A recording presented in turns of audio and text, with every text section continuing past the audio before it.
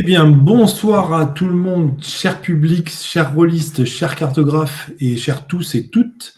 Bienvenue à Roll-Event 2024. J'ai le plaisir d'être accompagné de 3 cartographes et d'une joueuse. Et on va commencer par se présenter. Mais juste avant ça, on va te confier une mission. Vous dire qu'il reste 2 places pour une partie de JDR qui s'appelle Les Contes de Crit à 22 heures. Et pour ceux que ça intéresse, rendez-vous sur le Discord de la FJDR pour trouver cela. Je vais vous inviter à vous présenter et je vais donc inviter Guillaume à commencer. Ok, bonjour à tous. Alors moi c'est Guillaume Tavernier. Je suis illustrateur et puis je fais aussi de la cartographie. Même si je pense que je fais moins de cartographie de pays ou de villes que Olivier ou Ilantard. Moi je prends plus de plaisir à faire des cartographies de donjons. Bon, voilà, c'est ma petite marotte. Euh, j'aime bien faire ça. Voilà. Je ne sais pas quoi dire d'autre. Tu peux peut-être nous parler d'architecture art? Ouais, d'architecture art, ouais, voilà, c'est ça. En fait, je trouvais que c'est. En fait, il fallait que je vende mes dessins. Personne n'en voulait, donc j'ai créé une maison d'édition où je peux les vendre. C'est parfait. Et donc voilà, j'ai créé la maison d'édition d'architecture art justement parce que en fait, je dessinais des plans ou des donjons. Et puis, effectivement, ça a eu un certain engouement au moment où je les avais proposés. Et puis, ça a grossi. Et maintenant, d'architecture art fait plus que ça. On fait d'autres choses, on s'oriente de plus en plus vers des livres-jeux, des livres dont vous êtes le héros. On n'a jamais fait de jeu de rôle à proprement parler, on a un peu essayé avec Austerion, on a proposé des règles, mais sinon on fait beaucoup de contextes d'aventure, et donc on prend des régions, des pays, et puis on raconte des choses dessus à travers des textes, donc je travaille avec des auteurs, et puis des illustrations, donc des plans essentiellement, pour raconter des régions. On avait commencé avec Taala, c'était une île, et donc voilà, on a raconté cette île à travers les quartiers et les plans des maisons. Donc voilà. Ilantard? Bonsoir. Moi, ça fait longtemps que je suis passionné de cartes. Ça fait longtemps que je suis joueur et rôliste aussi.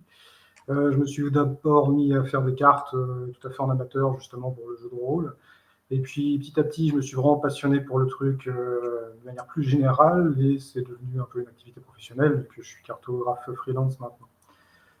Qu'est-ce que je peux dire d'autre? C'est grandement dû à la guilde des cartographes, d'ailleurs, que je me suis vraiment pris au truc, qui est un site américain plutôt, qu'Olivier connaît un petit peu, et pas grand chose de plus à ajouter. C'est vrai que moi je fais pas mal de domaines en carto, je fais assez peu de bâtiments, contrairement au superbe travail de Guillaume. C'est vrai que je fais pas mal de grandes cartes plus monde, je fais des cartes de SF aussi pas mal. Voilà, pas trop pour un. Merci. De toute façon, vous allez avoir plein de questions. Ne bougez pas. Et Olivier? Bonjour tout le monde, bonsoir. Alors moi, je suis illustrateur à la base, cartographe aussi, et j'écris aussi un peu de jeux de rôle. Donc voilà, je suis l'auteur de l'Empire des Cerisiers. Pour moi, la cartographie, c'est un petit amour d'enfance que j'ai continué à fréquenter assidûment pendant mes études, en fait, d'histoire. Et du coup, ça m'est un peu tombé dessus. Enfin, j'en faisais pour mes parties, etc. Puis ça m'est tombé un peu dessus, un peu par hasard, en tout cas que ça ait pris cette ampleur dans mon boulot. C'est vraiment une part hyper importante, en fait, actuellement de mon travail. Donc voilà, après moi j'ai travaillé pour pas mal de monde. Et j'ai pas, enfin si, je fais beaucoup de cartes de cité, voilà, en 3D ISO, tout ça, mais pas que, en fait, je fais un peu de tout en cartographie. Après, c'est vrai que je fais beaucoup de petites cartes de villes, villages et autres. Alors, il y a un truc qui n'est vraiment pas lié au hasard, parce que tu as employé ce mot-là, c'est les succès que tu as connus avec tes productions. Tu as la modestie de ne pas en parler, mais tu peux les rappeler, s'il te plaît. Ouais, ça c'est. En fait, j'ai été primé à la Gen Con, en fait, en base cartographie. Donc voilà, pour un travail sur les ombres d'Estérène, en fait, 5 grandes cartes très grandes, en fait, de cités.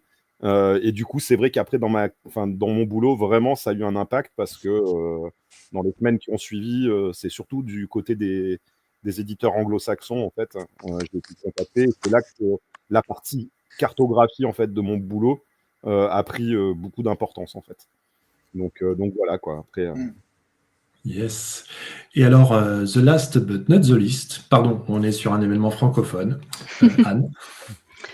Je m'appelle Anne, ça fait pas mal d'années que je fais du jeu de rôle et mon rapport aux cartes a pas mal évolué parce que les premières années de jeu de rôle, c'était un jeu de rôle très narratif, hein, contemporain en plus, donc on avait assez peu besoin de support de fantasy ou même de cartes de bataille. Et petit à petit, je suis tombée dans Donjons et Dragons qui bénéficie grandement d'un support physique, que ce soit en virtuel ou en réel, ou autour d'une table d'ailleurs, hein. Enfin, ceux qui font du donjon savent que le système rigide, quand il y a une carte, c'est toujours mieux parce qu'on se représente mieux où est le personnage. Donc, je suis là pour poser des questions et partager mes expériences. Je ne suis pas cartographe, mais j'apprécie grandement votre travail, messieurs. Merci. Avant que je n'oublie, je profite pour vous remercier, messieurs les cartographes, de votre présence, d'avoir répondu présent à notre appel. Je remercie également Anne, avec qui j'ai eu le plaisir de faire du JDR pendant quelques années, donc c'était vraiment très très chouette. Et puis, merci aussi aux commentaires dans le chat. Alors, je lis vos questions, vos remarques, et si vous avez des questions pour les personnes qui sont là, mes 4 invités, n'hésitez pas à les poser. Je vous propose quelque chose pour ne pas gâcher l'heure 22 qui nous reste de table ronde. C'est que je pense qu'on est tous d'accord pour dire que la cartographie qui serait faite par des IA, c'est caca pipi, on n'en veut pas. Enfin, c'est mon avis. Voilà. Comme ça c'est fait, c'est dit. Ouais. Voilà. Parce que je sais que si on commence là-dessus, on peut y faire longtemps et on va se priver de pas mal d'informations. Et alors, pour les gens qui ne savent pas ce que c'est que la cartographie, comme moi finalement, c'est quoi? Est-ce que quelqu'un peut faire un résumé court, peut-être, de la chose? Moi, non. Je veux bien, même si c'est pas mon domaine, mais... Non, c'est une représentation de l'espace, des relations, parce que c'est vaste en fait la cartographie. C'est une représentation graphique en fait, tout simplement à la base, en tout cas initialement, de l'espace. Et après, il y a tellement de variantes et tellement de cartes, de plans différents, de types de. Rien que la définition en elle-même, elle s'est élargie au fil des siècles. Maintenant, on a les mind maps, les maps de relations, de réseaux, etc. Donc, on a dépassé le cadre topographique et géographique pour toucher à plein de choses. Après, dans la pratique du jeu de rôle, je fais vraiment différence entre les cartes de pays, des cartes de région qui sont là pour donner des indications sur le monde, et des cartes qui vont servir en partie pour ou poser les personnages et comme des champs de bataille. En fait, pour moi, c'est vraiment deux types de cartes différents, et j'en fais pas du tout le même usage en tant que joueuse ou MJ d'ailleurs. Ouais. Alors, moi, la cartographie, c'est vrai que j'ai jeté un petit coup d'œil à Wikipédia. Hein, quand on n'a pas de culture, on va sur Wikipédia. Donc, la cartographie, la réalisation et l'étude des cartes géographiques et géologiques. Un petit mot là-dessus. Alors, tu as évoqué, Olivier, d'autres usages des cartes. Est-ce que vous avez des précisions de spécialistes à apporter là-dessus? Par exemple, un avis sur les cartes déformées. C'est vrai que le nombre de fois où je vois des publications qui expliquent que tel continent est en fait plus grand qu'il n'y paraît sur une planisphère. Les cartes sont vraiment une déformation. C'est des modèles, c'est des représentations, comme disait Olivier, donc il y a forcément une part d'erreur. On peut essayer d'aller au plus proche en termes de superficie, d'angle, etc., mais il y a toujours une petite déformation. Déjà, la Terre est ronde, hein, donc c'est un globe, donc de base, il faudrait que ce soit un globe pour la représenter correctement. Tiens, d'ailleurs, puisqu'on parlait de ne pas faire des cartes en trichant, quel a été la durée la plus longue que vous avez pu mettre pour la fabrication d'une carte? Alors, non pas en procrastinant, c'est-à-dire en étant vraiment en train de travailler dessus. Combien de temps ça vous prend pour faire une très belle carte? Moi, une des plus longues, ça m'a pris plus de 200 heures, en fait. Je suis en train de calculer en jours. euh, ouais. Ah oui, t'as passé 20 jours quoi, dessus, enfin plus, oui. Ouais, Enfin, plus, en oui. fait, j'ai arrêté de compter, en fait, j'ai essayé d'estimer, en fait, et j'ai arrêté au Ouais. bout d'un moment. Ah ouais. Et en fait, j'ai dépassé j'ai dû faire au moins 250 heures dessus. Ah ouais. C'est à peu près la plus grosse que j'ai faite en termes de temps, et après, enfin, de souvenirs en tout cas. Parce qu'après, là, j'avais vraiment bossé quasiment non-stop sur celle-là. Le problème, c'est que des fois, je travaille sur des chantiers qui sont plus longs, et donc tu reviens, tu bosses sur plusieurs chantiers en même temps, et donc c'est Ouais, difficile là d'estimer, bien surtout sûr. sur les gros projets, hein, je parle. Parce qu'après, Ouais. maintenant, je sais que pour tel type de carte, combien de temps je vais mettre à peu près. Ouais, c'est ça, parce que Voilà. là, c'est ton format qui était très très grand, non? Ouais, il était immense, ouais, c'était Ouais, très et après, on grand. se perd dans les détails, quoi, en fait. C'est une cité, maison par maison, Ah oui, d'accord. en 3D ISO, tout ça. Donc, du coup, Ouais, ouais, ouais. ouais, c'était un gros chantier, quoi. D'accord. Moi, je m'ennuie vite, en fait. J'ai un grave problème avec ça, quoi. Je m'ennuie très vite. Et donc, passer 15 jours sur une même illustration, c'est quelque chose que j'ai beaucoup de mal à faire parce que elle va me sortir par les yeux, en fait. Je vais pas pouvoir. Je papillonne beaucoup, il faut que j'aille ailleurs, quoi. Euh, donc non, je suis pas un forçat comme Olivier, dessiner maison par maison, c'est super, hein, parce qu'après les résultats, enfin, ça fait d'autres illustrations, quoi. Hein, Peut-être qu'Olivier n'a pas une relation autant comme toi et moi, qui sommes peut-être de la même génération, et on peut pas la gaspiller. c'est ça, Mais, ouais. Ah, mais on doit pas avoir beaucoup de différence, hein. je vous demande de vous arrêter. Olivier, du coup, est-ce que cette carte sur laquelle tu as mis un temps pas possible, est-ce que tu as la perception qu'elle a été reçue ou perçue à la hauteur du travail que tu y as mis, ou alors c'est juste pour toi une passion et l'envie d'améliorer un détail et encore et encore? Non, là, moi, en fait, concrètement, sur celle-là, on m'avait pas demandé autant. C'est moi qui ai décidé, en fait, je sais plus en quelle année je l'ai fait. Donc, c'est la carte de dragon de la Cité Franche.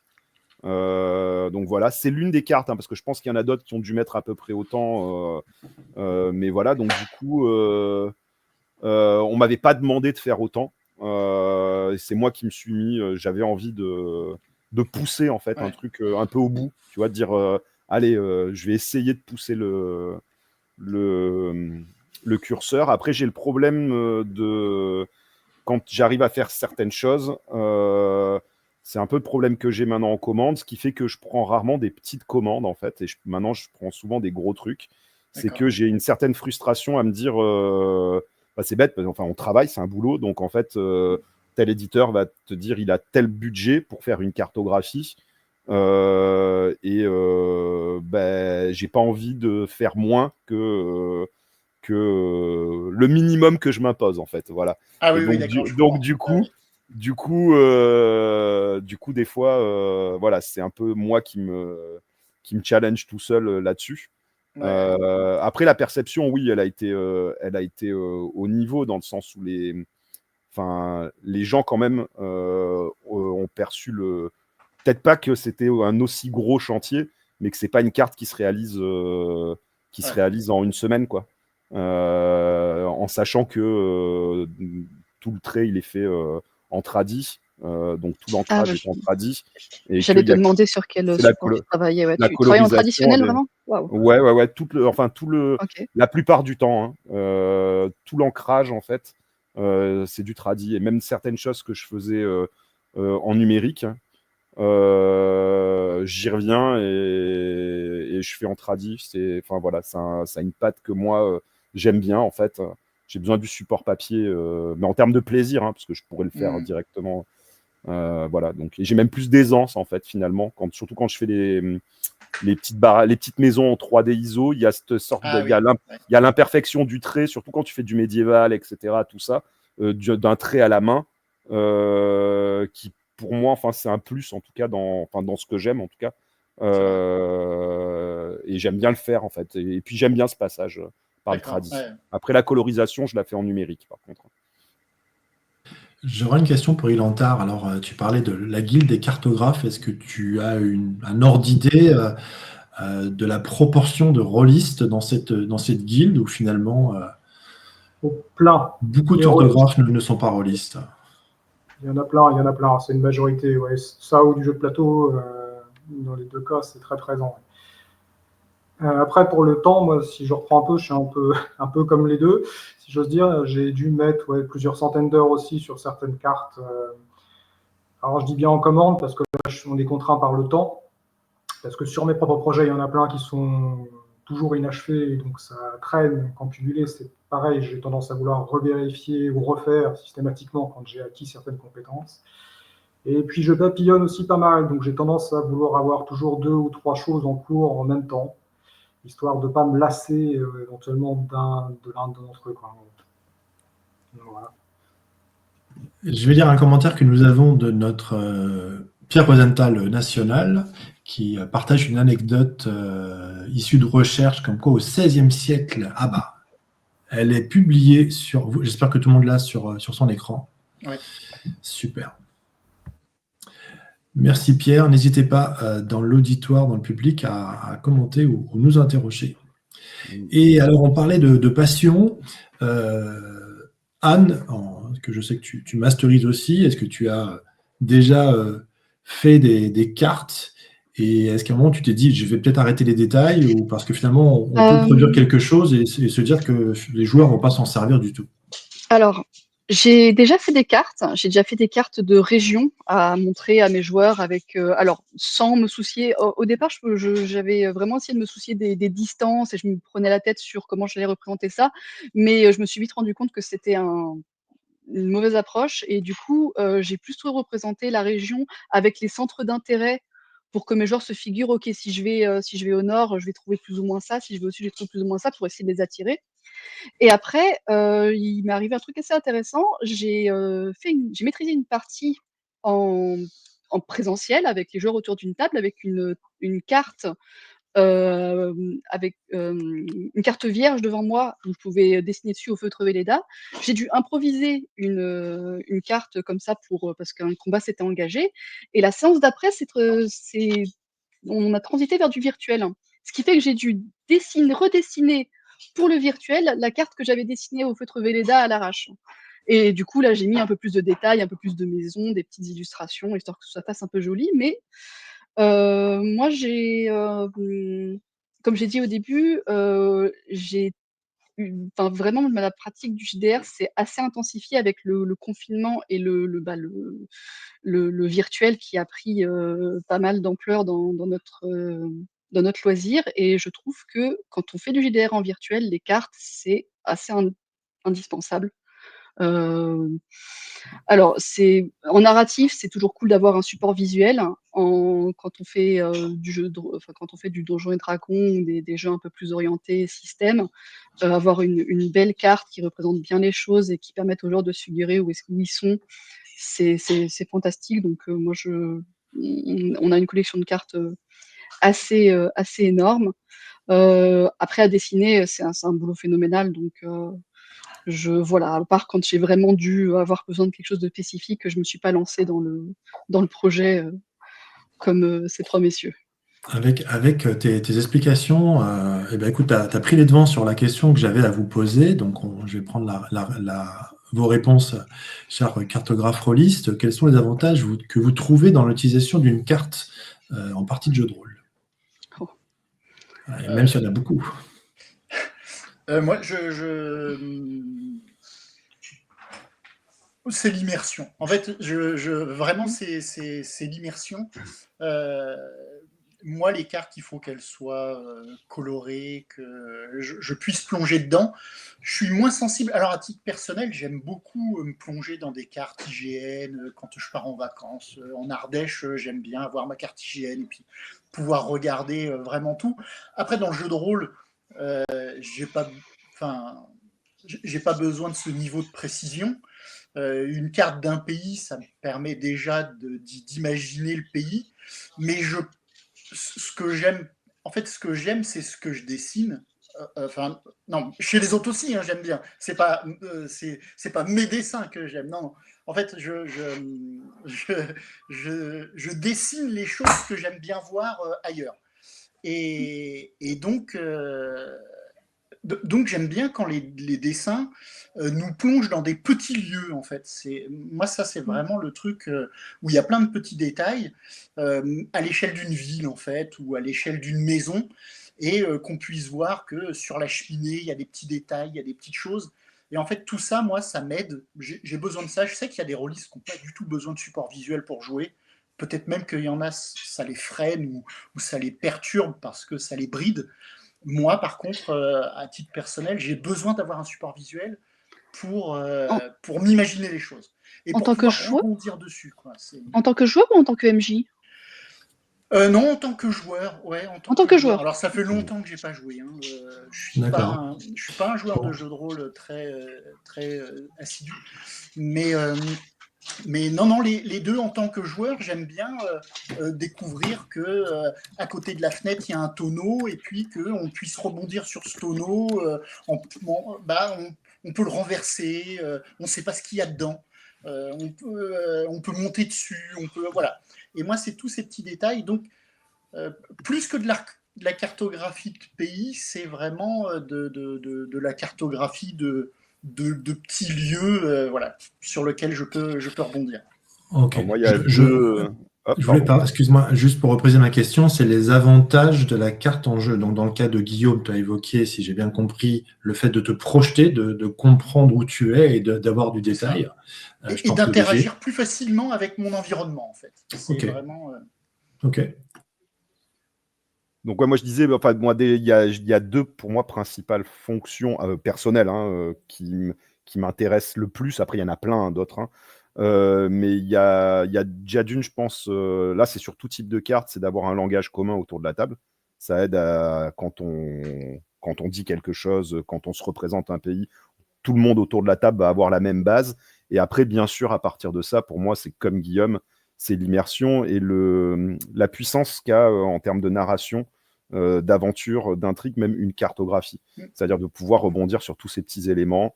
C'est pour ça que moi aussi, j'aime bien faire les petites villes avec toutes les petites maisons, il y a des petits détails dessus, etc. Et le but, enfin moi, je sais que dans l'Empire des Cerisiers, c'est vraiment un de mes objectifs, en fait, c'est que les cartes, elles soient... tu peux avoir des scénarios, mais que la carte, elle soit génératrice en fait d'aventure elle-même en fait, et que les joueurs, comme les MJ, pas forcément les meneurs de jeu, mais que les joueurs puissent se dire attends, moi j'ai envie d'aller voir c'est quoi là, on voit d'ici, bah ouais, tu vois cette enseigne ou ce truc là-bas, moi j'ai envie d'aller voir ce qu'il y a ici en fait. Et pour moi, ça, je trouve ça que c'est vraiment très puissant sur ce que tu peux faire avec des cartographies en fait. C'est une illustration en elle-même, mais bon, disons que souvent tu y rentres beaucoup plus de détails et d'informations. Voilà, moi, il y a vraiment ces deux trucs, c'est-à-dire que tout le monde autour de la table puisse comprendre et avoir un même langage, en fait, un langage commun pour se représenter l'espace ou enfin, l'environnement. Et ensuite, c'est vraiment l'immersion et vraiment ce que ça peut produire en termes d'aventure, en fait, la carte en elle-même, en fait. Alors, je suis assez d'accord avec tout ce qui a été dit. Ce qui est amusant, c'est que j'ajouterais que moi, je l'utilise aussi pour des grandes régions, même des choses très très grandes, le côté découverte, possibilités et représentation commune. Je pense notamment à une carte de galaxie que j'ai toujours pas finie, c'est un bon exemple, mais qui donne la possibilité justement à mes joueurs de un peu voir où aller, etc. Et puis moi, en tant que MJ, de voir une représentation des distances, etc., qui m'est utile pour l'exploration. Ouais, mais moi, tu peux le faire sur une carte régionale ou même de pays, justement, foutre plein de petits éléments qui vont... D'ailleurs, moi, c'est une commande, une des dernières commandes que j'ai faites, c'était la carte de Devastra, la nouvelle édition. Et justement, on était parti, c'était assez chouette, parce que j'avais la base de la vieille carte, genre, faut mettre et puis les trucs, il faut mettre tel élément obligatoire, et après, vas-y, fais-toi plaisir et rajoute plein de trucs, comme tu fais sur tes cartes, tout ça. Et moi, en fait, pour générer des idées pour les futurs MJ et pour même les auteurs, en fait. C'est l'auteur qui m'a dit, moi, ça me permettra aussi, en plus de créer en world building, quoi, en fait, vraiment. J'aime bien planquer des petits trucs à droite et à gauche dans les cartes de région, vraiment, dans une forêt ou dans une montagne, planquer ici ou là, et sans forcément que ce soit très clair d'ailleurs sur ce que c'est, mais ça fait travailler l'imagination. Je t'en prie. En tant que MJ qui, généralement, j'ai du mal à suivre les aventures préécrites. Du coup, j'ai tendance à construire mon propre univers et à vouloir des trucs vraiment spécifiques. Les meilleures cartes de région ou même à échelle plus petite sont les cartes où il y a suffisamment de détails pour attirer l'œil du joueur, mais pas que ce soit trop précis non plus pour que le MJ puisse intégrer sa vision son intrigue et son histoire dans ce support-là, en fait, parce que c'est quand même une pratique. Enfin, le JDR, c'est quand même quelque chose de très personnel comme histoire à raconter. On est généralement 4, 5, 6 sur une table avec une histoire qui évolue en fonction de ce que font les joueurs, qui suivent pas forcément les chemins battus. Donc, le choix de l'univers, le choix de la carte, en fait, va vraiment définir beaucoup de choses. Ce qui fait que y a des fois où se passer d'une carte, c'est très bien. Mais je suis d'accord avec le fait que avoir un visuel commun, ça attire généralement l'engagement des joueurs, surtout en virtuel. Ouais. Alors, concernant, on a évoqué les avantages, les intérêts d'avoir des cartes en jeu, notamment pour se projeter, pour se faire un ordre d'idée du temps qu'on va passer pour aller quelque part. Parce que si on montre une carte où il y a une ville qui est tellement loin, où les joueurs comprennent qu'ils vont passer 2 semaines et qu'ils ont à manger pour 2 jours, ils ne peuvent pas y aller. Un truc que j'ai vécu quand je joue avec Anne, c'est le désavantage de ne pas avoir de cartes. En fait, on a fait une campagne ouverte dans un continent qui n'était pas connu, où on n'avait pas de cartes, et c'était un cauchemar. Et en fait, il y avait plusieurs groupes. C'était je vais appeler ça une table de jeu, une campagne chorale avec beaucoup de joueurs. Et donc, les personnages partaient dans un coin. Et le MJ voyait des groupes partir au même endroit que le groupe précédent. Et le groupe précédent n'avait pas rapporté des informations sur les lieux, n'avait pas tracé de cartes, de plans, etc. Et du coup, il retombait dans les mêmes pièges ou d'autres choses. Et donc, ça a été un manque et ça a fait prendre conscience de l'utilité de la carte. Parce que très souvent en jeu, on a une carte qui est déjà disponible, qui est aussi un élément de beau qui est fourni dans un jeu. Mais le fait de pouvoir en avoir et de faire participer les joueurs à la faire, et les laisser faire, les laisser également écrire ou dessiner des trucs foireux, ou à côté de la plaque, genre c'était à droite alors que c'était à gauche, ça crée des situations assez ubuesques.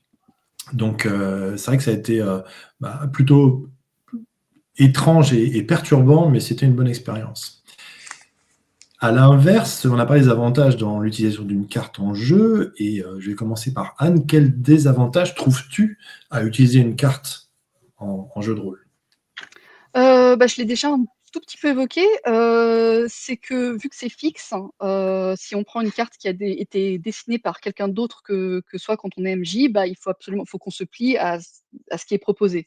Ce qui peut être source d'inspiration, mais qui peut aussi, des fois, prendre un peu de cours. Je sais qu'il y a déjà eu, il y a déjà eu des cas où, j'avais pris une carte et un joueur a remarqué un détail que moi j'avais pas vu sur la carte, m'a posé des questions un peu fâcheuse pour mon intrigue et mon histoire, parce que ça n'avait rien à faire là dans mon histoire. Il a fallu improviser. Alors bon, après, c'est toute la magie du jeu de rôle, hein, on arrive toujours à retomber sur ses pieds. L'autre désavantage que je pourrais voir, même si c'est quand même très léger, c'est qu'il y a certains joueurs qui réagissent mieux à la description vocale d'un lieu et qui se figurent mieux l'endroit, et d'autres joueurs vont se désengager en ne cherchant pas les détails sur une carte qui est sous leurs yeux. Mais ça, c'est vraiment, c'est les aléas des personnalités et le rapport au visuel par rapport à l'imagination. On peut pas vraiment, c'est pas vraiment un désavantage. Mais bon, voilà ce qui me vient là, comme ça. Moi, désavantage, je peux pas dire il y en a pas, mais en fait pour moi je suis pas, je me sens pas non plus. Mais après ça peut être comme une illustration ou autre, si c'est qu'elle est foireuse et qu'elle va pas avec ce qu'on attend nous de l'univers ou de la représentation qu'on se fait de l'univers, elle va pas nous plaire de toute manière. Donc ça c'est plus une question de goût à mon avis que d'utilité ou pas. Parce que la carte on la prend ou on la prend pas. Et puis bon, moi j'aime bien aussi le concept d'erreur dans une cartographie. Je veux dire, des cartes, encore aujourd'hui, elles sont fausses, hein. Enfin, il y a des erreurs dans toutes les cartes, hein. Et ça, c'est pas mal de jouer avec. Et donc, s'il y a un élément qui ne nous plaît pas, par exemple, le fameux petit point dans ta carte, bah, tu peux très bien dire, enfin voilà, tu vois, c'est le genre de truc où tu dis finalement, il n'existe pas ce point, il a été mis sur une carte, on ne sait pas pourquoi. Et ça peut même être comment dire, un moteur d'intrigue. Et moi, j'avais fait une carte comme ça pour Colonial Gothic. Donc, en fait, donc c'est un jeu historique avec du fantastique, etc. Donc là, qui se passe donc en Nouvelle-France, hein, côté Canada, Québec. Et en fait, la carte, je me suis basé sur une carte de l'époque du jeu et j'ai intégré, donc j'ai demandé déjà à l'éditeur et à l'auteur s'ils étaient d'accord, intégrer en fait les erreurs. Parce que j'ai vérifié, je dis par exemple, ça, tel fleuve, en fait, il n'existe pas, en fait. Tel lac, en fait, il n'y a pas de lac à cet endroit. On ne sait pas ce que c'est, en fait. Et donc, j'avais vérifié et on s'était rendu compte que, le premier cartographe avait fait ces erreurs. Et en fait, pendant plus d'un demi-siècle, toutes les cartes reproduisent en fait les mêmes erreurs. Parce qu'en fait, il n'y en a qu'un qui a fait réellement la carte initiale. Et la plupart des cartographes, ils n'étaient même pas là-bas. Ils étaient en Europe et ils reproduisaient en fait et ils se rebasaient sur des cartes déjà existantes en fait. Et donc du coup, c'était intéressant de voir que les distances n'étaient pas forcément bonnes et de filer réellement cette carte aux joueurs et de dire maintenant vous allez devoir organiser une expédition et la seule carte qu'ils ont c'est celle-là. Et donc ça peut générer plein de trucs sympas quoi, du genre il y a une grosse rivière à traverser là où il n'y en avait pas. Là où il y avait une rivière et où on comptait se réapprovisionner en flotte, ben, finalement, il n'y a pas de rivière du tout, etc. etc. quoi. Enfin, voilà, quoi. Ouais. Ouais, ça c'est vraiment cool en tant que joueur de recevoir un document, d'essayer de découvrir comment le monde réagit avec ce document-là et de se rendre compte de ce qui ne va pas. C'est vraiment très immersif. Ce que vous évoquez me fait penser à une idée. Alors, je ne sais pas si j'aurai le courage et l'énergie de le faire, mais si un jour je remasterisais peut-être du Medfan, c'est donner une carte à chacun et qu'en fait, ils aient tous une carte différente. Du même continent, mais avec. Voilà. Et donc, chacun a une part de vérité, mais beaucoup de trucs foireux et ça peut être assez amusant. Au niveau des cartes, moi, je me rappelle qu'il y a une carte qui me dérange ou qui me traumatise un peu, c'est celle officielle de Pathfinder. Ce qui me gêne, c'est le côté géopolitique. J'ai vraiment besoin de choses qui soient réalistes, même si c'est dans de la fantasy, et d'avoir côte à côte des pays loyal bons, chaotiques mauvais, avec des démons, des paladins, etc.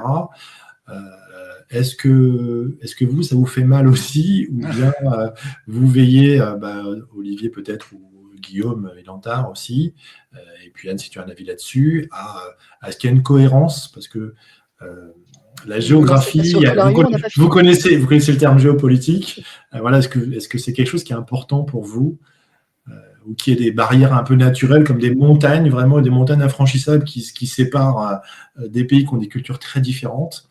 Mais moi, je ne comprends pas que Golarion ne soit pas à feu et à sang. Et comment tout ce joli bordel peut cohabiter. Là, c'est un problème de world building, c'est pas un problème de cartographie. Là. C'est en fait justement la cartographie aurait dû faire émerger. Enfin, justement, c'est d'où l'intérêt d'avoir une carte quand tu fais du world building, que tu crées un univers. C'est que ta cartographie, elle peut justement te faire émerger ces incohérences en fait. Enfin, après, incohérence ou pas, hein, s'il faut après, dans le fond, il y a une cohérence, mais je veux dire, si c'est incohérent, justement, là, tu aurais dû t'en rendre compte avec ta cartographie, mais c'est pas le problème de la cartographie, là, à mon sens. Ouais, non, c'est vrai que c'est du world building. Nous, pour parler d'architecture art, effectivement, on a fait le continent d'Austérion. Et au début, on est un peu parti la fleur au fusil. On avait fait vaguement un continent d'Austérion. Et puis, ce continent, on fait des zooms sur chaque pays au fur et à mesure. Et au début, on a fait un zoom à un endroit, mais on n'avait pas imaginé l'ampleur que ça allait avoir. Et puis surtout que ça allait durer dans le temps. Et donc, on allait développer de plus en plus de pays. Et au début, on ne s'est pas trop soucié de la géopolitique. Et très rapidement, on se souciait la carte avait été faite, générale, donc on savait où étaient les déserts, les mers, les fleuves, les montagnes, donc ça, on pouvait gérer. Mais très rapidement, c'est des questions qu'on a été obligé de se poser, et Géraud, donc l'auteur, a été obligé de poser un world building et dire attends, on ne peut pas faire n'importe quoi, parce que effectivement, on ne peut pas raconter n'importe quoi, effectivement, mettre des voisins qui n'ont rien à faire côte à côte, ou même dans les cultures, les endroits où on vit, je sais pas, on ne vit pas de la même manière dans le désert que dans la jungle. Je sais pas, ça amène des choses un peu différentes. Donc, ouais, il y a un moment, il a fallu qu'on se pose. Et effectivement, c'est un problème de world building, quoi, hein. C'est vraiment mettre les choses aux bons endroits, et plus que de cartographie. Ouais. C'est vrai qu'en tant que rôliste, on peut avoir des exigences à différents niveaux. Je vois dans les commentaires l'évocation des cartes de Warhammer, pardon, où le nord de la carte n'est pas orienté vers le haut de la page. Oh, ça, je savais pas. Moi, ça, je pourrais pas. Ça me perturbe trop. Enfin, il y a des codes, si on Ouais, les mais casse de trop, c'est vraiment compliqué après, quoi, hein. C'est bon. Ouais, tu as des cartes, des représentations de l'hémisphère sud avec le sud au haut de la page, hein. Oh, moi, ça me perturberait, hein. Ah non, mais là, c'est vraiment c'est une norme occidentalo-centrée, en fait. De mettre le nord au-dessus et de mettre le sud en dessous, parce qu'en fait, ça n'a pas de sens, en fait, en termes en termes de représentation géographique.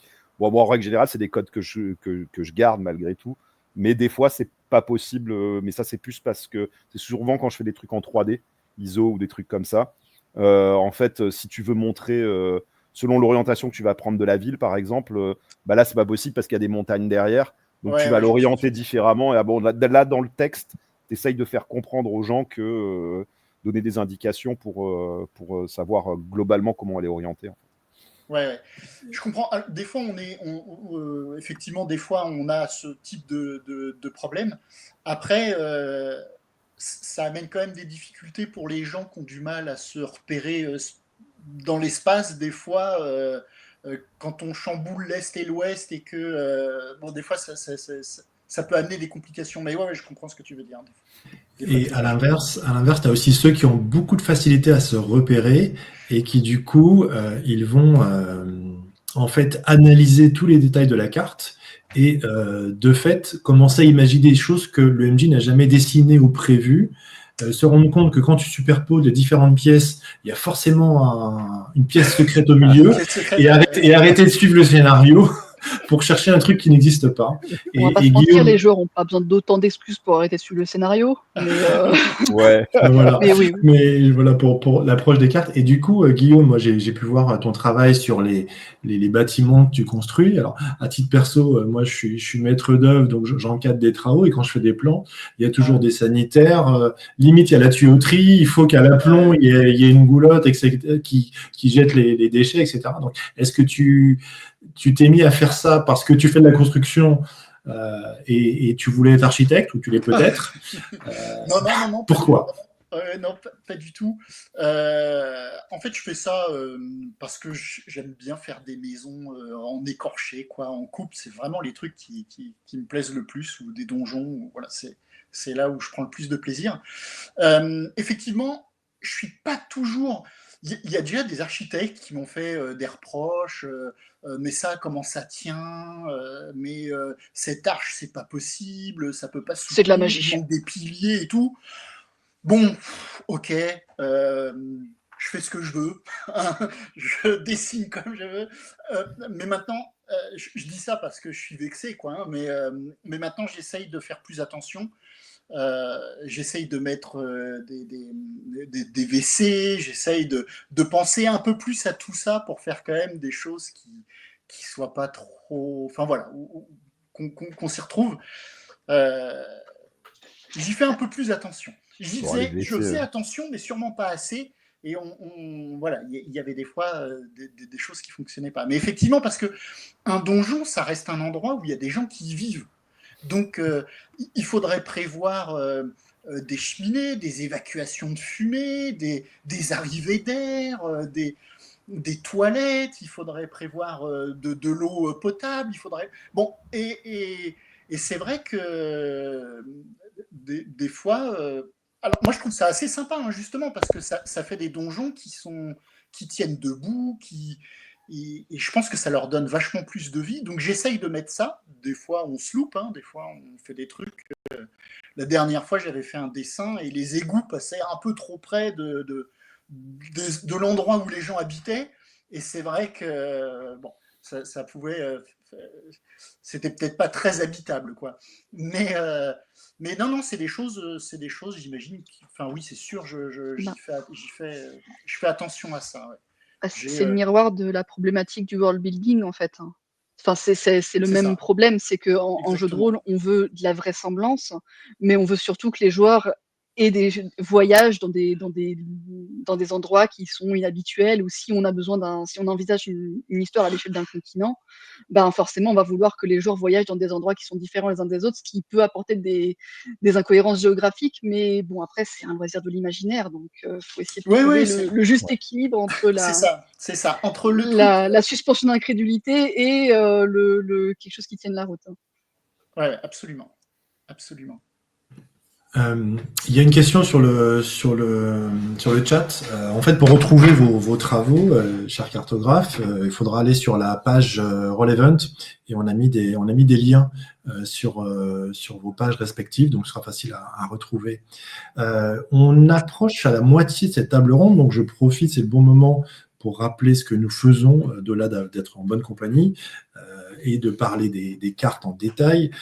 On récolte, grâce à vous, en fait, vous faites des dons directement auprès d'associations caritatives qui apportent le jeu et la joie auprès des enfants hospitalisés longue durée. Donc, n'hésitez pas. Si Lionel, tu veux, en régie, comme on est technique, donner le résultat d'avancement des chiffres, ce serait cool. En tout cas, on est vraiment content d'être là avec vous. Et pour continuer, alors Guillaume, je te taquinais sur le côté architecture. Ilantar, qu'est-ce qui t'a donné envie de te jeter comme ça dans la cartographie?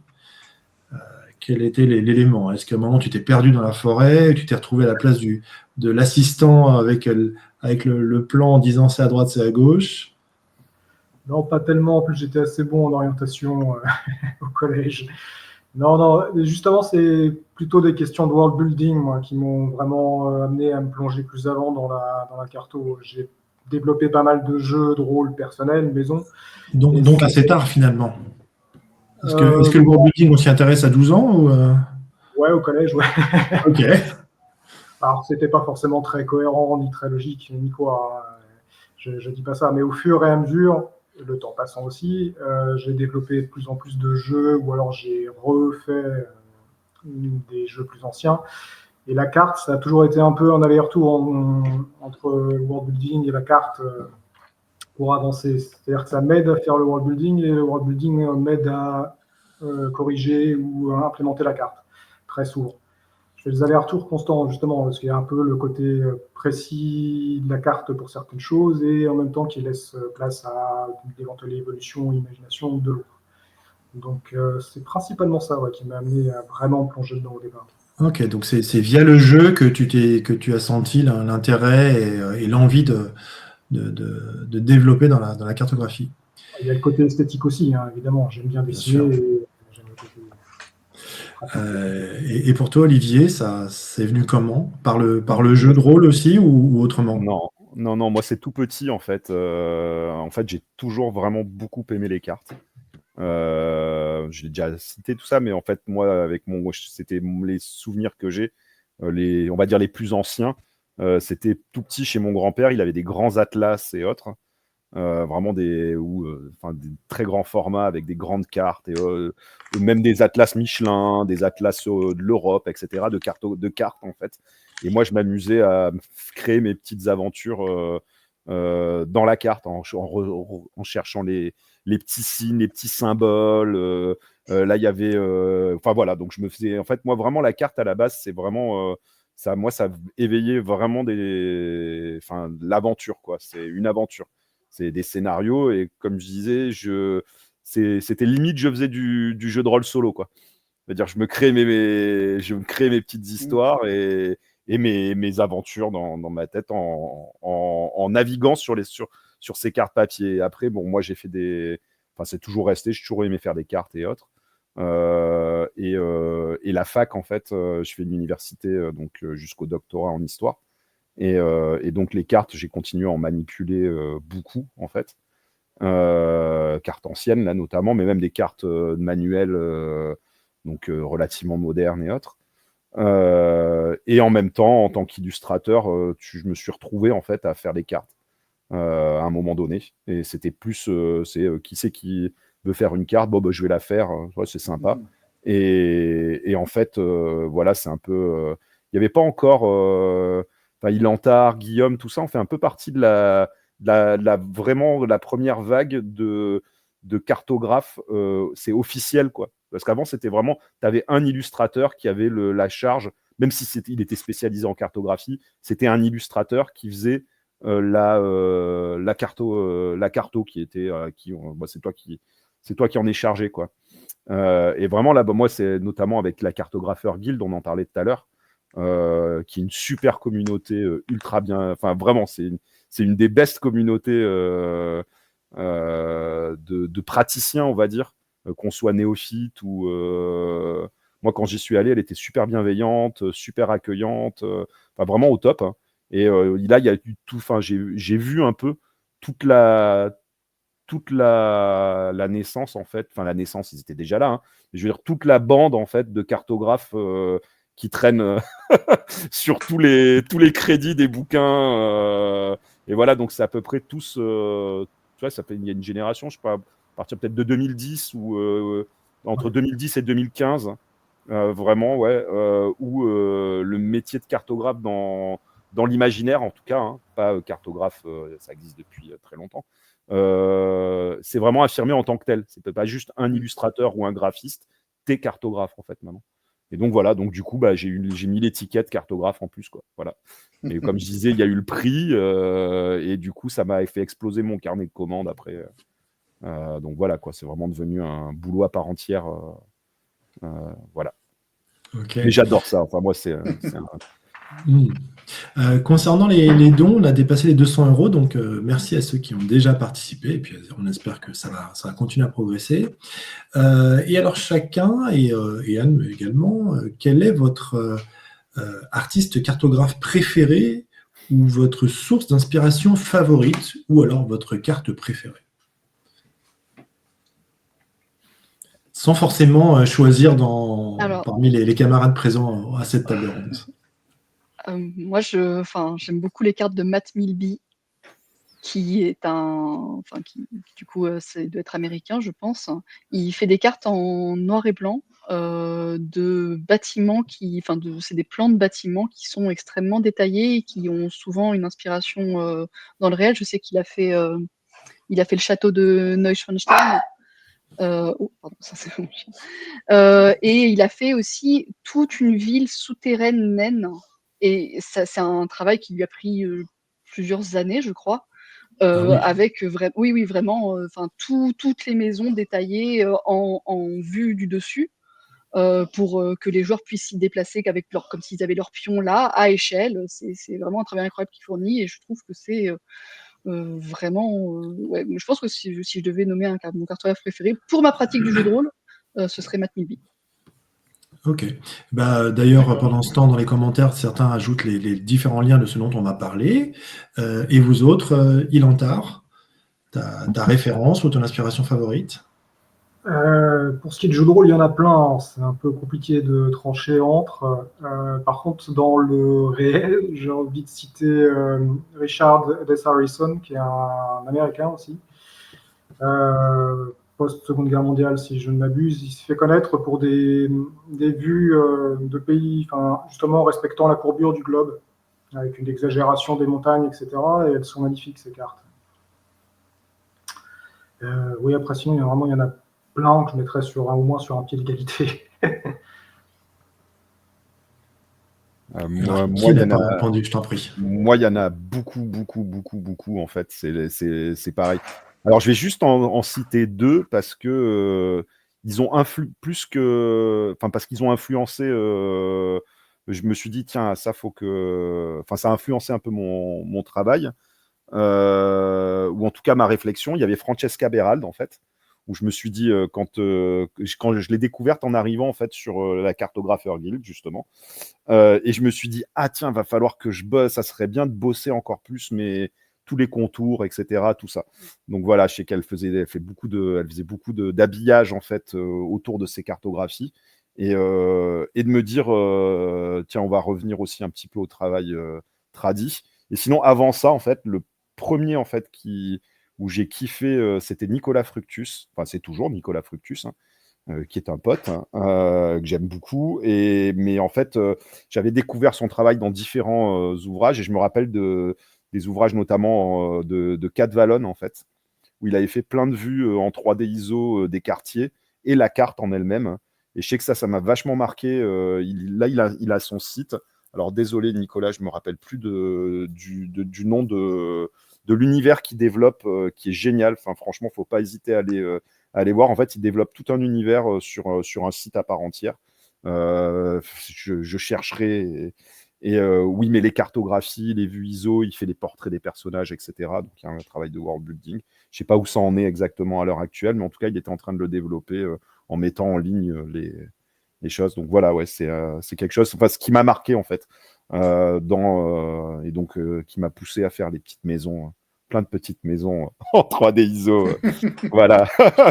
Mais non, après, il y en a vraiment beaucoup, beaucoup, en fait. Et je pioche beaucoup. Enfin, je vois une carte, tu vois, par exemple, je vois le travail de Guillaume, il est en tard, tout ça, parce qu'en fait, on suit sur les réseaux et autres, donc, et je vais voir un truc, et c'est de suite, ah putain, ça me donne envie d'aller faire une carte, et hop là, tu vois, et voilà, donc... Olivier, tu as... Oui. J'ai suivi un de tes tutoriels, Guillaume. Moi. Ça m'a donné envie justement de tester ce que tu faisais, de faire un tutoriel sur un bâtiment et la façon de colorier. Et oui, c'est ça. Ah, oui. Et ouais, en fait, c'est hyper important de se nourrir. Hein, de toute manière, il faut regarder, il faut tout le temps les piocher. Moi, Instagram, c'est une source voilà, c'est ça. Ouais, faut se nourrir. Et moi, j'ai découvert il n'y a pas très longtemps, il y a peut-être 2 ou 3 ans, un illustrateur. Je me souviens pas. Je sais qu'il s'appelle Léo, mais son nom de famille, je crois que c'est Artas, mais je suis même pas sûr. Et il y a 20 ans, en fait, il faisait des livres pour la jeunesse, et c'est des coupes. Et c'est des coupes de donjons, c'est des coupes de bateaux pirates, c'est des coupes de... Et ce qu'il fait, ça m'avait complètement retourné. Moi, bon, voilà, ça j'adore. Et sinon, les premiers trucs qui m'ont nourri pour faire ce que je fais maintenant, alors c'était les vieux Cassius Belli. À l'époque, je me souviens plus du nom de l'illustrateur. C'était en noir, les bâtisses et artifices, des très anciens Cassius Belli. Alors ça, j'ai passé des heures à les regarder quand je faisais du jeu de rôle. Et sinon, un peu plus tard, c'était Viollet-le-Duc, en fait. Son encyclopédie. C'est pas vraiment de la cartographie, mais c'est des plans de château, quoi. Et là-dedans, je peux passer des heures à regarder des châteaux coupés en deux, quoi. Et voilà, Viollet-le-Duc. Voilà, c'était... mais c'est pas vraiment des cartographes. Olivier a cité Francesca Beralde. Alors, je vous montre quelque chose qu'elle a produit donc, pour Magic the Gathering. Alors, elle a failli être des nôtres à cette table ronde ce soir. Alors, il a fallu qu'on dépasse la barrière du langage, qu'elle ne s'estimait pas assez bonne en anglais. Mais elle a voulu participer à Roll Event et donc elle nous salue. Et elle a offert 2 cartes A4 de ce qu'elle a produit pour Magic, alors dédicacé, ainsi que 2 tokens. Ces éléments-là, on a donc 2 lots. Un va être offert dans le public de la table ronde qui va être dédié sur les cartes à jouer. On précisera à l'écran quand est-ce qu'a lieu cette table ronde.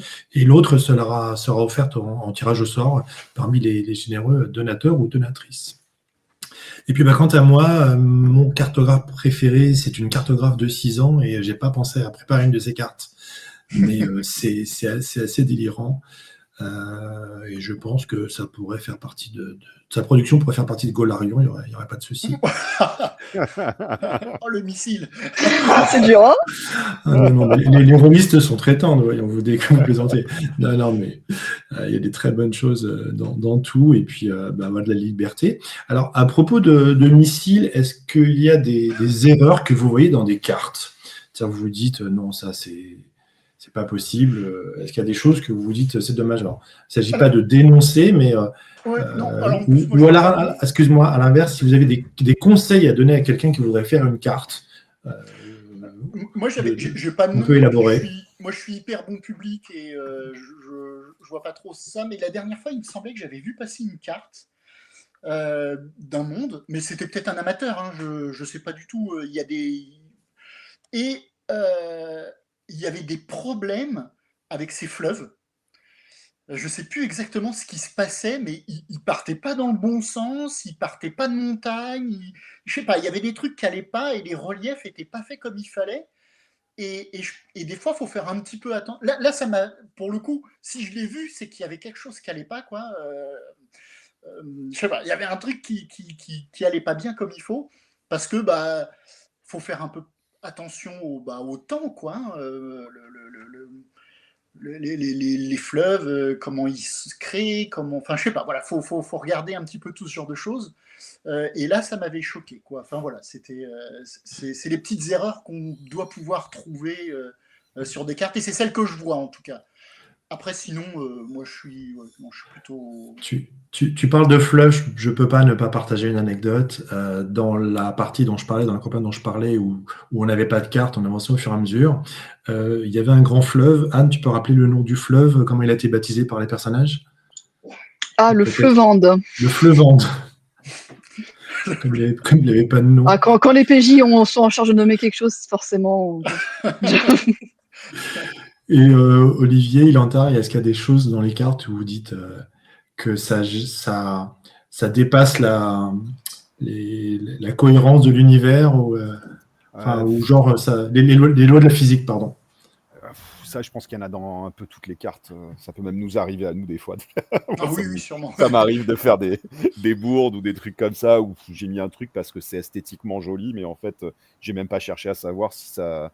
Ça dépend vraiment après de dans quel type d'univers tu es ou autre. Enfin, tu vois, des univers où il y a des îles des rochers qui flottent et des cascades qui tombent d'un rocher qui fait une superficie d'1 km² non-stop. Déjà, enfin, le fleuve d'où il part, c'est plus trop un problème, quoi, tu vois.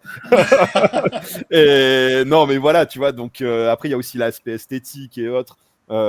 Qui est pareil, faut que ça, après le but c'est que ça fasse émerger des aventures et envie d'aller faire ça. Non, après moi il y a des fois des trucs que je note, alors c'est pas des fois c'est des contraintes, tu sens quand la personne a été contrainte par sa feuille en fait et par son format, c'est-à-dire que la carte s'arrête vraiment et elle suit les bordures de la feuille. Et là, tu te dis, peut-être fallu faire un peu plus grand. Parce que du coup, là, ça fait vraiment genre, on a mis dans la boîte la carte parce qu'elle ne peut pas dépasser le format A4. Et j'emboise. Mais même dans des cartes pro, là. Mais là, c'est rigolo, quoi. Tu vois, c'est pas. Là, de suite, je dis, lui, il n'a pas pu aller. Il serait bien allé jusqu'au bout, mais c'est pas possible. Un peu comme certaines cartes de métro où, en fait, en périphérie, tu as la ligne qui tourne et qui remplit tout le tout de la périphérie. Ouais. C'est ça. D'ailleurs, c'est vrai, par exemple, en termes de cartes, la carte du métro anglais est vraiment surprenante parce que tu as la représentation des stations qui est toujours à peu près équidistante sur la carte que tu as, alors qu'en vrai, tu en as certaines, elles sont séparées de 15 minutes. J'exagère un petit peu, mais entre 2 minutes et 15 minutes, tu te retrouves relativement faussé. Tolkien, ses cartes, c'est un géographe, Tolkien. Vraiment, en fait, il a fait un gros travail de géographie, en fait, sur son univers.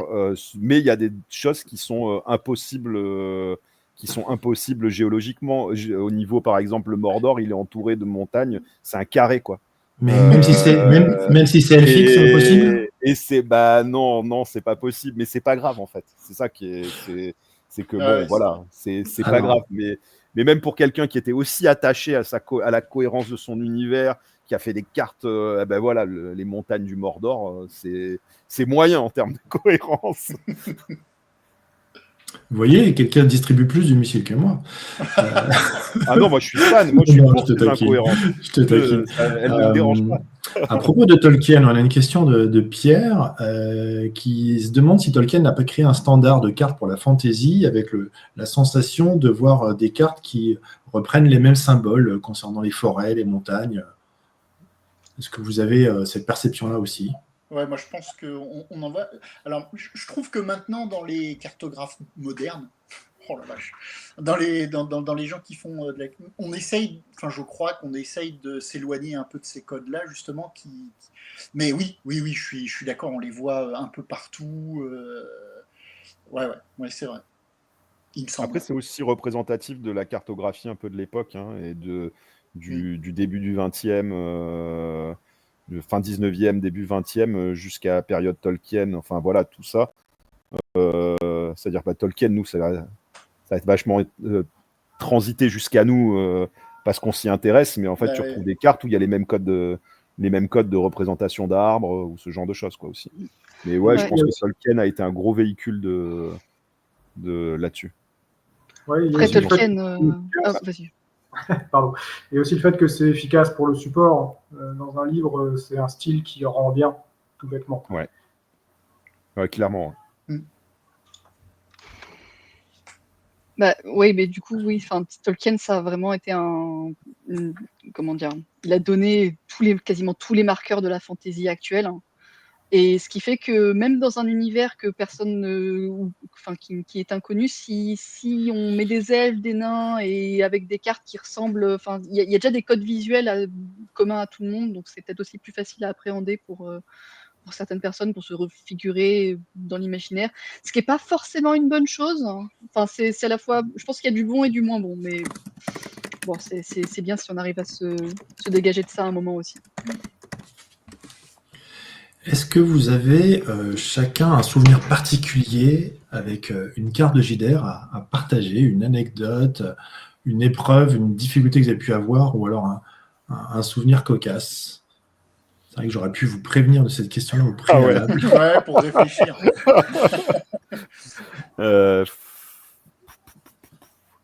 Difficile, des anecdotes. Enfin, moi, j'en utilise beaucoup, donc en fait, du coup, c'est dans ma pratique quotidienne. Alors, te dire, tu vois, j'ai pas un truc qui me vient comme ça. Alors, attends, Lionel, pas tout de suite.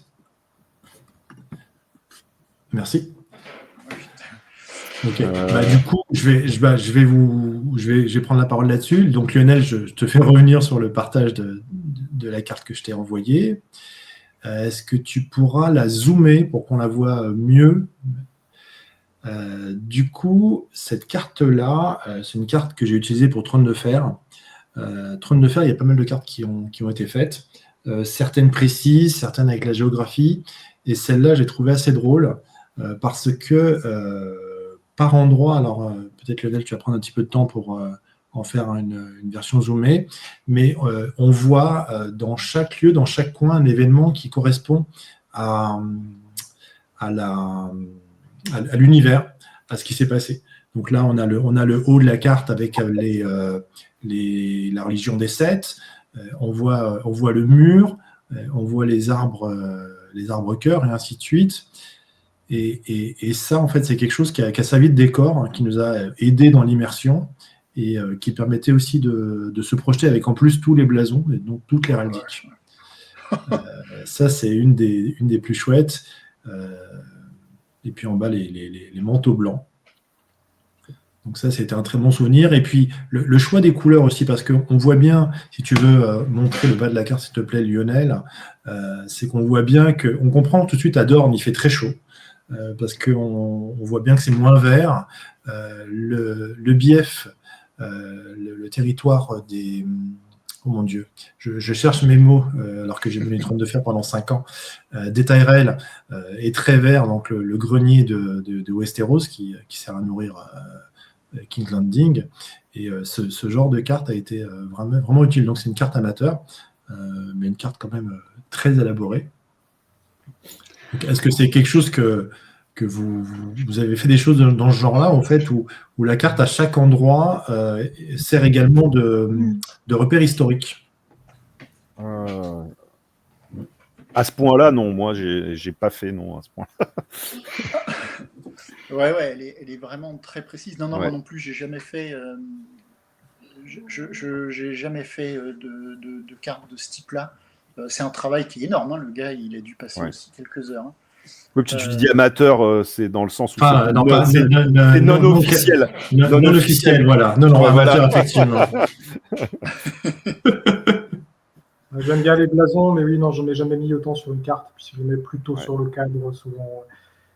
C'est un style Moyen-Âge, ça, ouais, avec plein de toutes les pictos, etc. C'est sympa. Ouais, quand je maîtrisais un monde, enfin, à moi, j'étais en train de me pencher sur essayer de faire une carte pour représenter ça, et j'avais vu des cartes du Moyen Âge, c'est incroyable. Toutes les illustrations qui mettent avec, sans se fichant des distances complètes, mais enfin, c'était vraiment, vraiment très, très cool à voir. Moi, je citerai les cartes de Sigil, qui est une ville-monde. Et quand je me souviens, quand j'ai été joueuse sur une table où on a découvert Sigil, et moi je ne connaissais absolument pas parce que mes expériences de Donjons et Dragons c'était avec Pathfinder et pas du tout avec le monde, ce monde-là. Et du coup, on avait deux illustrations. On avait une illustration vraiment du dessus, enfin une carte, ou avec les repères géographiques de Sigil. Et on avait aussi une illustration beaucoup plus en dessin, en fait, avec plein de personnages, plein de traits fournis. Et c'était, enfin, les deux combinés, c'était vraiment fabuleux. Mais bon, après, J'aime c'est une type de carte bien particulier aussi, parce qu'une ville-monde, ça doit être un challenge, on va dire. C'est l'intérêt aussi des fois d'avoir plusieurs cartes différentes pour représenter un même endroit, mais d'une manière différente, justement en voulant désigner ou montrer ou représenter des choses dans différentes catégories, je trouve. Ça m'arrive assez souvent de faire plusieurs fois la même carte, mais dans un style différent, avec des indications différentes dessus. Ah, ça, pour un PJ, c'est vraiment du pain béni, hein. C'est vraiment des trucs. Peut-être de jeu aussi, je pense. Oui, oui, oui. Mais à découvrir pour un PJ des cartes différentes, ça, moi, c'est vraiment quelque chose que j'apprécie aussi. Ouais, puis après, je sais que nous, ouais, il y avait les cartographies des secrets de la 7e mer, mais c'était plus en. Moi, je m'étais amusé à retaper tous les lieux qui étaient, et refaire une sorte de grosse cartographie générale en tant que joueur, avec tous les itinéraires, etc., qu'on avait fait, les lieux qu'on avait visités. Voilà, ça en jeu, c'est un souvenir assez sympa, quoi. Après, moi, là, j'avoue, c'est hors jeu de rôle. Mes trucs très marquants de cartographie, mais c'est des découvertes de chercheurs, en fait, où tu tombes sur des cartes qu'on trouve nulle part. D'ailleurs, j'en ai une, en l'occurrence, on ne sait pas, où c'est, en fait. J'ai la carte, on sait globalement, on pense dans quelle région, c'est un comptoir, en fait, français en Asie. Mais on ne sait pas où il est, en fait. On a la carte du lieu, on a une montagne qui est décrite, etc. Et tout, mais on ne sait pas où c'est. Et ça, en fait, c'est comme une carte au trésor, là, tu vois.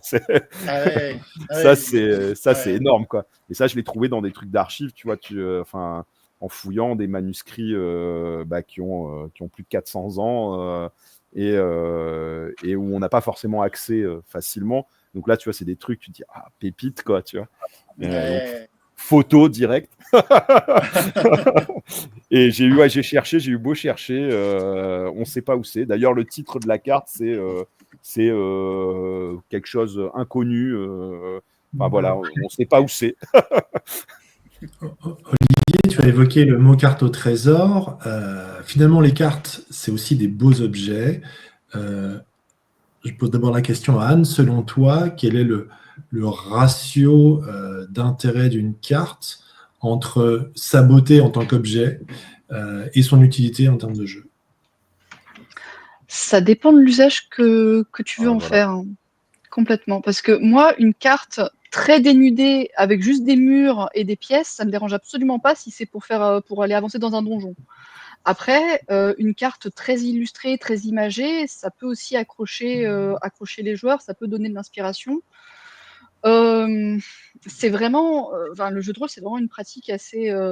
Chaque groupe est différent, donc ça va dépendre vraiment du style du MJ, de sa capacité à rebondir sur les matériaux, s'il préfère être contraint par quelque chose de vraiment très détaillé ou s'il veut quelque chose d'assez d'assez dénudé. Je pense qu'il n'y a pas vraiment de bonne réponse à ça.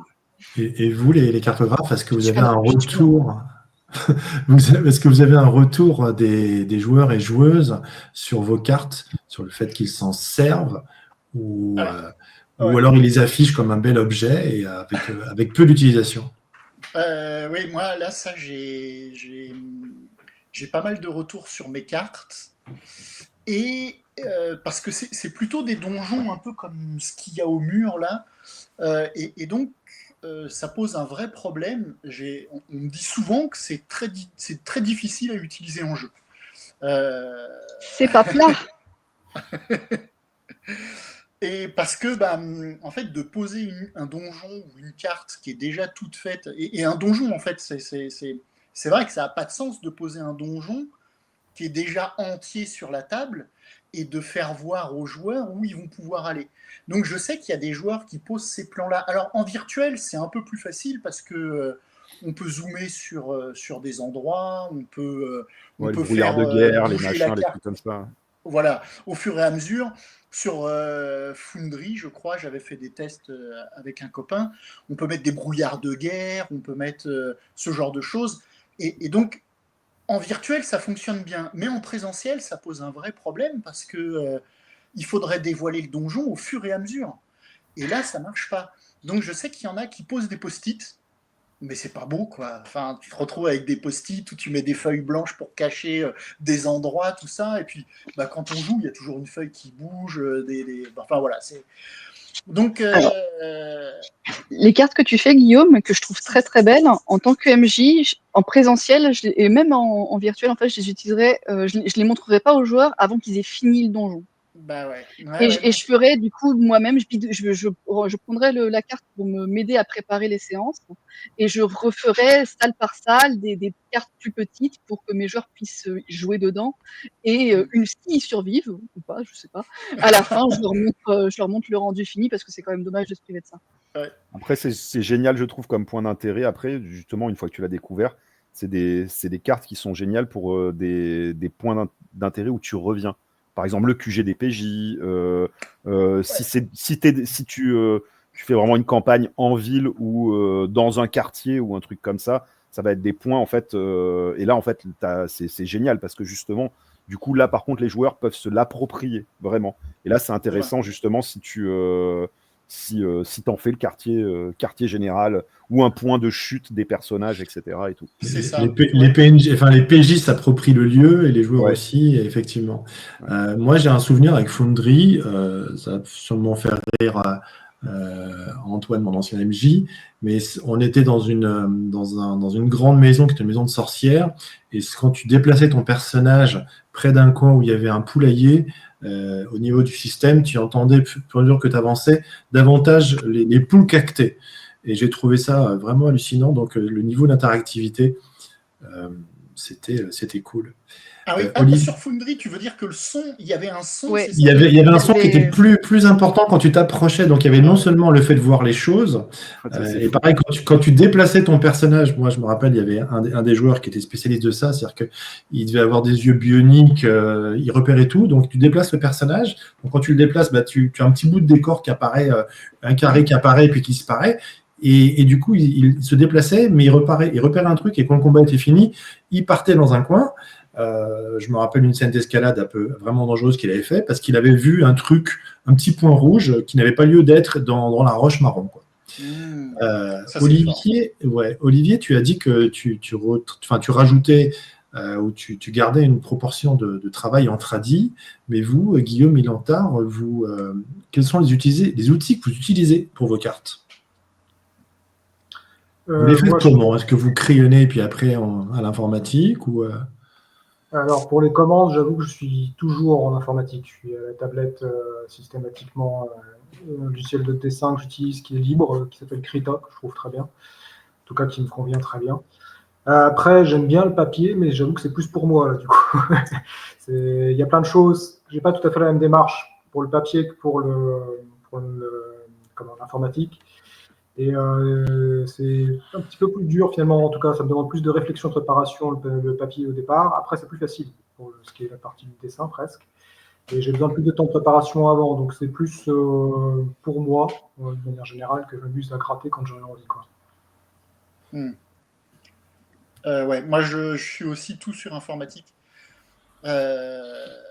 C'est tellement confortable que, enfin, le contrôle Z, enfin, c'est vraiment le truc de pouvoir modifier, de pouvoir, bon, ça c'est vraiment hyper confortable. J'ai très envie de revenir au tradi. C'est quelque chose qui me trotte dans la tête depuis quelques mois là. Déjà parce que je pense que c'est comme ça qu'on se démarquera des IA et que, enfin, il y a un truc à faire avec le tradi. J'y crois fort et en plus ça donne une vie au. Enfin voilà, Olivier, il a des originaux. Ouais. Olivier, il a des originaux. Moi, à documentaire, on n'en a pas. On n'a pas d'originaux, quoi. C'est sur mon disque dur et ça me désole. Et donc ouais, moi je fais tout en numérique parce que bah, c'est très confortable, ça me fait gagner du temps. Mais le tradi, il y a un vrai truc à faire et je pense qu'en plus ça donne une patte. Bah, Francesca, elle est en tradi, hein, je dis pas de bêtises. Ouais, elle fait du 100% tradi. 100% tradi. C'est-à-dire qu'en fait, elle peint, c'est la peinture, il n'y a même pas de. Moi encore, la colorisation, je la fais numérique. Ouais. Francesca, elle fait du 100% tradi, c'est des tableaux en fait, hein, vraiment en fait. Et ça donne un truc, quoi. Hein. Il y a une âme, il y a le grain du papier, il y a l'erreur du coup de pinceau. Enfin voilà, tout ça, ça donne un truc en plus. Il y a deux choses que je trouve très dur en tradi, moi. C'est la couleur, qui demande vraiment une expérience, une patte particulière, et le texte. Parce que c'est facile dans l'informatique de rajouter les textes comme on veut, placer la taille, etc., la courbure, alors que justement, il faut prévoir le coup sur le papier. Il faut déjà penser à comment intégrer le texte après. J'ai vu sur certaines illustrations, je crois, de Francesca, sur certaines cartes, je me demande si le texte, justement, maintenant, pas sur toutes, mais n'est pas intégré numériquement. Parce que le problème, c'est que c'est pour les problèmes de traduction, en fait. C'est-à-dire que quand tu bosses pour Donjons et Dragons, il faut que ta carte elle puisse être traduite en 45 langues, quoi. Et voilà, non mais. Et elle peut pas faire 45. Ouais, non, c'est chaud, quoi. Et donc non, ça c'est. Mais après c'est vrai que des fois l'avantage après du numérique, c'est que moi sur certaines commandes, ça me permet de faire des choses qui ne sont absolument pas mon style. C'est-à-dire que Francesca, toutes ses cartes, on reconnaît le style de Francesca. Absolument. Moi, par exemple, j'étais parti sur un tradi, j'avais dû faire quelque chose de plus réaliste. Et là, le numérique, enfin, c'était ce qu'il fallait faire, quoi. En fait, c'était le numérique, quoi. Et ça, en fait, bah, je l'aurais pas fait en tradi, quoi. Ouais. Il nous reste environ une dizaine de minutes pour cette table ronde. N'hésitez pas dans le public si vous avez des questions. Il faut profiter du panel que vous avez, y compris à Anne, n'hésitez pas. Et alors, je passe le bonjour. Alors, il y a quelqu'un que j'ai vu dans le chat, Marc Moreau, qui avait posé une question il y a quelques jours sur les cartes. Bonjour Marc. Et Olivier, j'avais remarqué que tu avais répondu quelque chose sur le fait qu'il y avait toujours une carte sur ta table. Et quelques jours plus tôt, moi, j'étais sur un salon parisien d'artisanat et il y avait 2 stands qui mettaient des cartes en avant, donc des cartes anciennes à afficher en termes de tableau, et un autre qui faisait des impressions de cartes sur des nappes. Donc, en fait, tu pouvais avoir des vieilles cartes de France ou d'autres régions sur des nappes. Pareil en abat-jour, donc en bel objet avec des trucs anciens. Est-ce que vous avez mis des cartes sur vos murs, finalement ? J'en ai une là, une là-bas. Et ouais, il y en a un peu. Et le plafond, pas encore ? Non. Mais en fait, il n'y en a pas tant que ça, en fait. Hein. Il pourrait y en avoir plus. Hein. Il y a encore de l'espace. Pour ma part, alors là, je suis en plein déménagement, donc je bouge dans 10 jours, mais je n'ai pas encore déposé. Hop, je bouge l'écran. 2 cartes du trône de fer. Hop, là, je vais me rapprocher. Qui sont des cartes à la fois puzzle et 3D. Donc, il y avait une première couche en puzzle, puis après la deuxième couche avec des éléments en relief. Et donc, ça permettait d'avoir un clin d'œil avec le générique de la série, avec cette mobilité de cartes elle est très spécifique. Hein. Ça, moi, c'est mon rêve, hein, des cartes comme ça. Ça, c'est Ouais, le générique du Trône de Fer. Rien que pour ça, c'est une tuerie, quoi. Cette cartographie en bois là qui ouais, se, qui enfin, bouge. animée, c'est Et ben, c'est peut-être un challenge à relever, là, de faire un truc ouais, bien sûr. en relief. Si tu trouves plusieurs fois 200 heures, Ouais, voilà, c'est quelques années de travail pour une carte de ce niveau-là, enfin en réel, hein, on parle. Ça doit être un sacré boulot d'ébénisterie, c'est sacré boulot, quoi. Ouais, ça doit Alors, être. pas de carte au mur pour ma part. Par contre, à chaque fois qu'il y a une partie de JDR à la maison, on s'arrange toujours pour avoir la carte de la ville, du pays Ouais. ou du continent, parce que c'est vraiment, ça met les joueurs dans l'ambiance, quoi. Ouais. Non, moi, j'ai pas beaucoup de cartes non plus au mur. J'ai des dessins, tout ça, mais non, pas beaucoup de cartes. Ouais. et en tant que cartographe, est-ce que vous interdisez l'utilisation des GPS ou bien tout à l'ancienne et ferme Waze et fais-moi Bah, confiance? GPS, c'est de la cartographie. Ouais. C'est de la cartographie numérique. Pour être des résistants de l'IGN. Alors, quand même, quand je suis à pied, j'aime avoir ma petite carte de la ville dans laquelle je suis, etc. à la main. Et je me sers plus de ça. Il y a vraiment, si vraiment on ne trouve pas une adresse ou un truc comme ça, que je vais utiliser finalement le GPS. D'ailleurs, voilà, j'étais au Japon et j'avais mes petites cartes et des petits quartiers de Tokyo, Kyoto, tout ça. Est-ce que tu as remarqué que leurs cartes étaient différentes? Est-ce qu'il y a des petits détails que tu as relevés en Ouais. dehors de l'architecture, bien sûr, Alors, mais sur les la cartes, façon de donner des informations? il y a un type de carte, en fait, c'était à l'hôtel notamment. En fait, il me filait la sorte de livret, en fait, c'est la carte classique de ville avec le nom des. Enfin, là, c'est pas le nom des rues, il n'y a pas de nom de rue, c'est des numéros, etc. Tokyo, tout ça.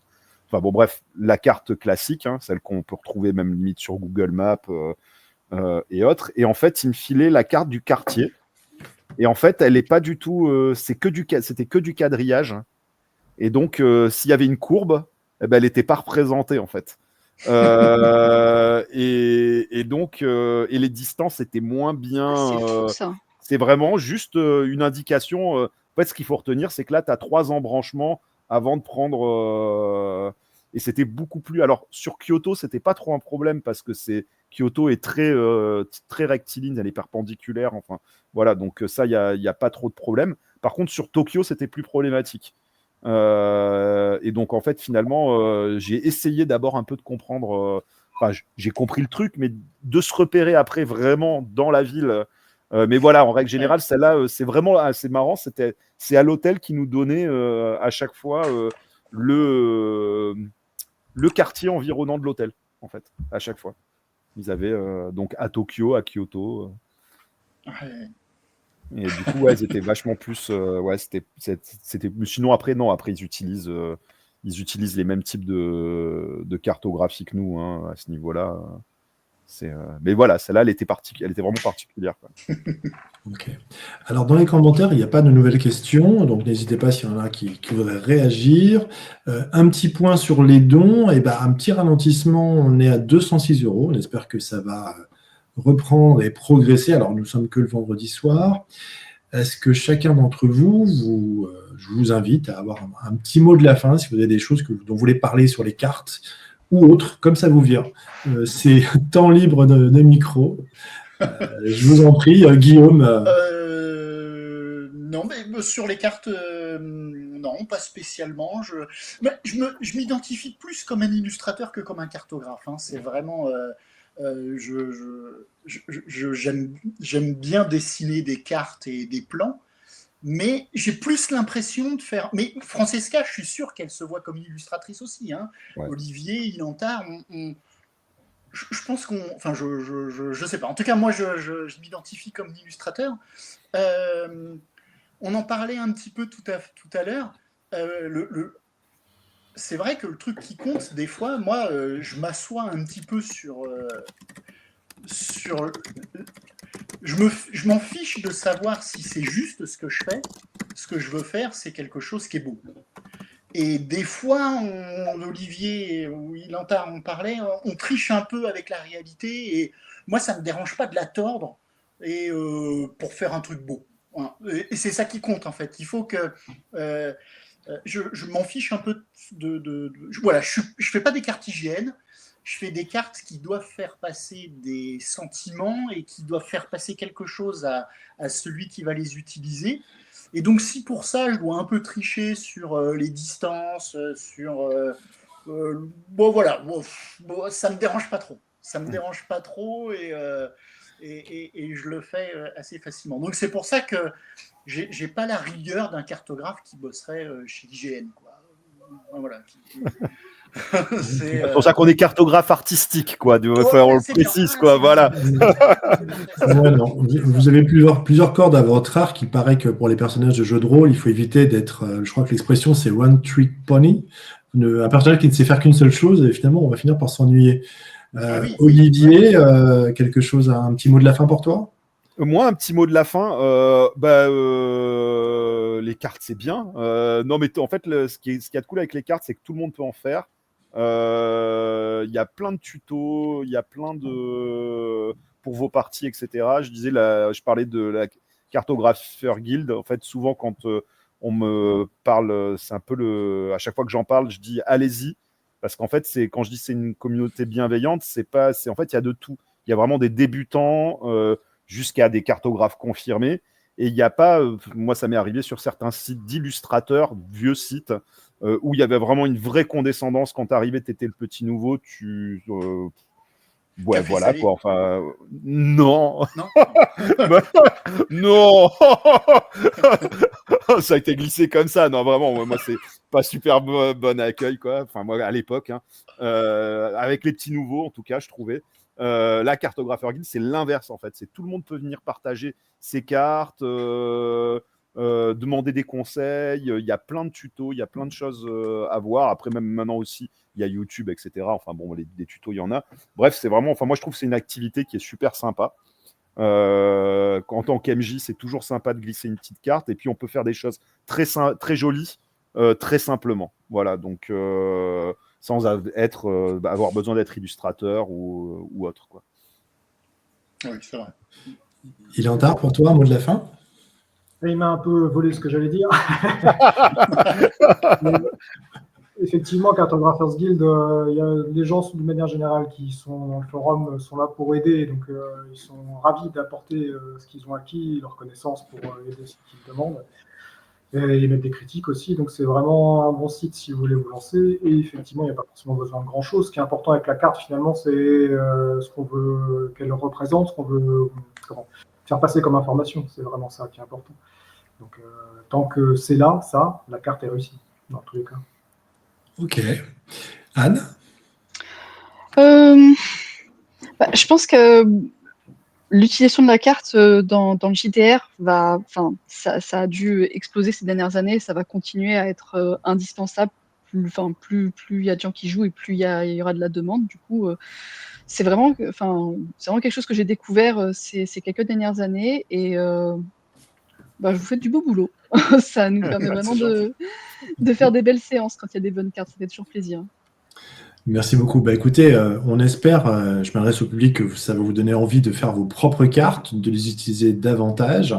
Je vous annonce également la suite de Roll Event avec un actual play animé par Rox'n'Roll qui va faire jouer Fabula Ultima, un scénario qui s'appelle L'Aube des Chevaliers Phénix. Je vous remercie, il ne nous reste que quelques secondes. Bravo à vous, vous êtes géniaux, ça me permet également de mieux vous connaître chacun. Merci, évidemment. Merci. Faites du jeu de rôle, c'est bon, mangez-en. Merci Anne, merci tout le monde. Merci. Merci tout le monde, ouais. Au revoir.